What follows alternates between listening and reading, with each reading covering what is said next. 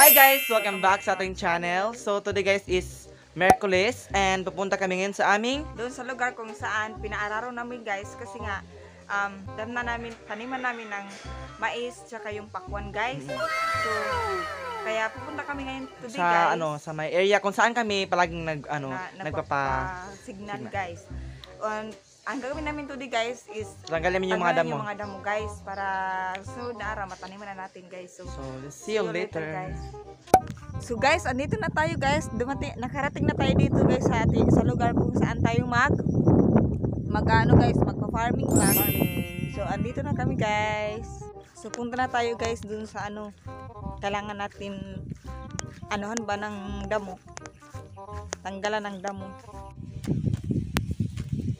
So guys, ganito yung gagawin natin.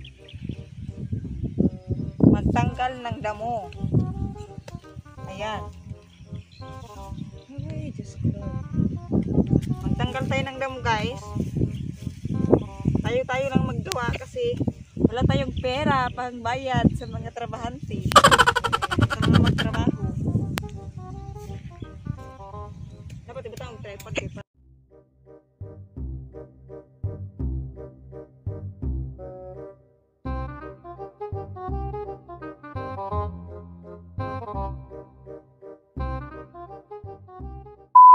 Hi guys, andito kami ngayon sa Dabal guys.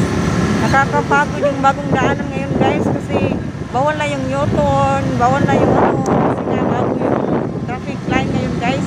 So nakakapagod na, parang kung may gusto kang puntahan, malayo na guys. Kailangan mo pa talagang ikutin. Parang nakakapagod yung bagong daan ngayon guys kaysa dati. So andito na kami ngayon sa Dabal guys. Nag-aantay lang kami ng sikat-sikat kasi pupunta kami doon sa may kalib guys, kasi hindi na kayo magdala ng motor kasi nga mahirap yung daanan, naglibog mo sa daanan ngayon. So andito na tayo ngayon sa may sikat-sikat guys, nakasakay na kami papunta dun sa may kalib kasi nga bibili kami ng shake guys kasi sobrang init talaga ngayon guys, kailangan ng palamig. Ayan guys, nakakaluka guys yung sinakyan namin na sikat ba.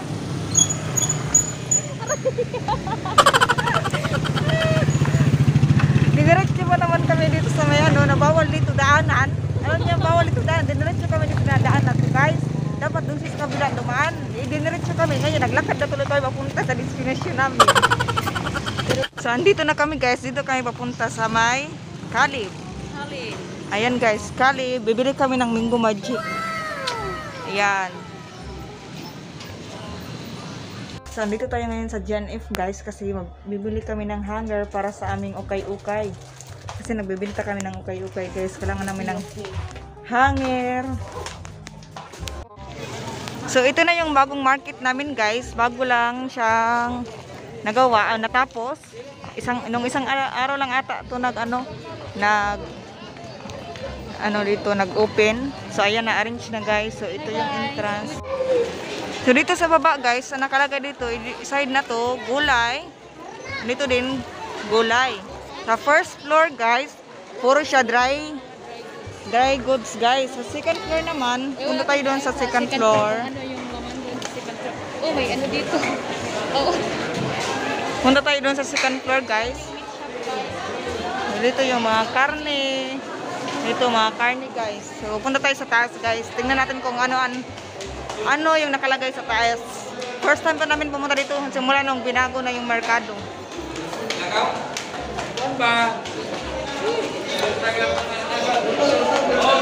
Dito nakalagay yung mga isda guys. Isda. Yung isda dito sa second floor. Patayan.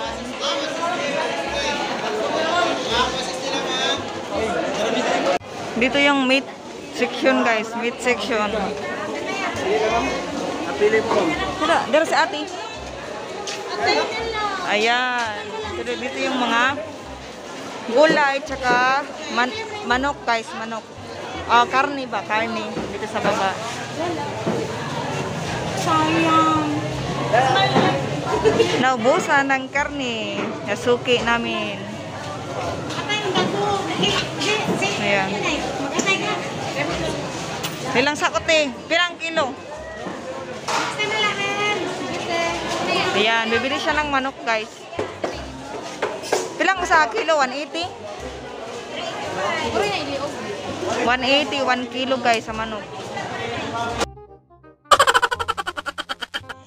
Ayan, guys, kakain kami ngayon ng Pinoy, guys, kasi hindi na kami kakain ng balot. Never pa kami nag-try ng balot. Ayan yung dalawa naming kasama.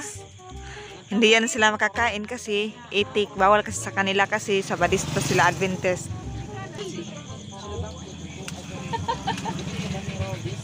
Uy, tingnan mo ipon.